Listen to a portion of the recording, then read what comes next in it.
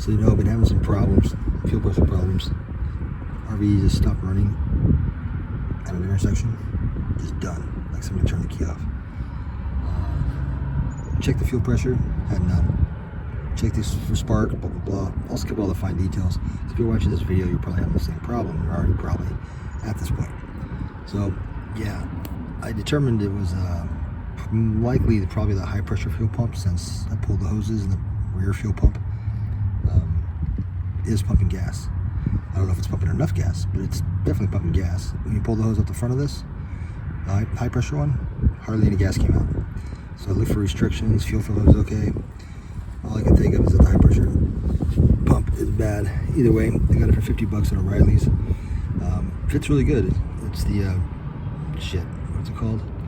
True Pump or True something? Shit, I don't remember. It's the O'Reilly's brand. It's yeah, it's 50 bucks. All the red hardware was there. I just swapped over the hardware. Pulled this guy out. I was going to show you guys how to do it, but I forgot to start recording. So it's really simple though. You get under there. It's located right under the fuel rail. This is a 91 E350 RV. It's right under the fuel rail, right by the fuel pump. I'm sorry, right by the fuel filter. Like right there, like almost touching each other. Right up under here. About right below there. About a foot behind your front driver's side tire. And yep. And really, to get it out, I was actually quite surprised. I only got one tool. 1/4 inch drive. It's a 5/16. There's 3 bolts. And it's in a housing, metal shroud with this fuzzy Murphy stuff on it. So basically, you do that. You take the 3 bolts out, which oh man, see, I dreaded this part. It's not that I don't mind getting dirty. I don't mind the gas. It's 1,000 spiders under this RV that are waiting for me. That's what bothers me most. So there's the fuel filter right there, and right above it, right under this housing here, is the fuel pump. So just disconnect the lines. Actually, first you undo the 3 bolts. There's 1, 2, and there's 1 in the back. Sorry, it's kind of hard to see at this angle, I know. Shit. There's the housing. There's a couple bolts right there. 2 in the front, 1 behind. 9/16, come right out. These lines have these little clips in them.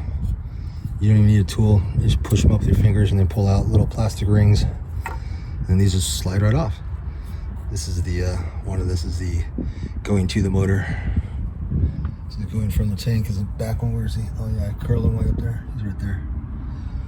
So yeah, that's it. It's real simple. Pulled them, slid them out, no problems. Not a lot of gas came out either. No surprise, right? I was thinking possibly this filter be a culprit, but I checked. I blew through all these lines and I didn't see any restriction. Fuel filter is good. It has like less than 1,000 miles on it. So I'm hoping, let's hope it's this fuel pump. Otherwise I gotta drop the tank and go under there to do that nightmare. Actually, that's not as bad as I thought it would be, but either way, I figure 50 bucks. Pretty sure this one is the culprit, just because this one is a high pressure one. This one should be pushing about 40 psi. Checked all the electricals are working, everybody's getting power, all the relays work. Both pumps prime, got spark, computer's good, swap distributors, everything's working. Fuel injectors are pulsing. The only thing that I just don't have any pressure to the rail. No fuel pressure to the rail. Pulled the hoses, rear pump, got gas coming out. Pulled the hose here, this one too. Afterwards, pulled that, barely gas came out. More gas actually came out of the rear pump than this one. That's with key on, and that's also with cranking. So I'm figuring this pump's dead. I hope that one's not dead. Well, he's not dead because they both prime and he's pumping gas. So I don't know. I'll let you guys know in the comments, or actually I'll let you know in the video description if this fixed it. Because I'd much rather do this one. It took all of like 10 minutes, seriously, and I spent half that time trying to find the tools. So it's simple, real simple. It's actually, I thought it was easier than actually changing the filter. So if you can change the filter, you can definitely change that. Swap it over all the hardware. Oh, I'm sorry, the hardware is new. Yeah, hardware is new. All the new pump kit with hardware and stuff. So I'll let you know how it goes. Hopefully you don't have to mess with spiders. Okay, I'm finished. Let's see if this actually fixed it.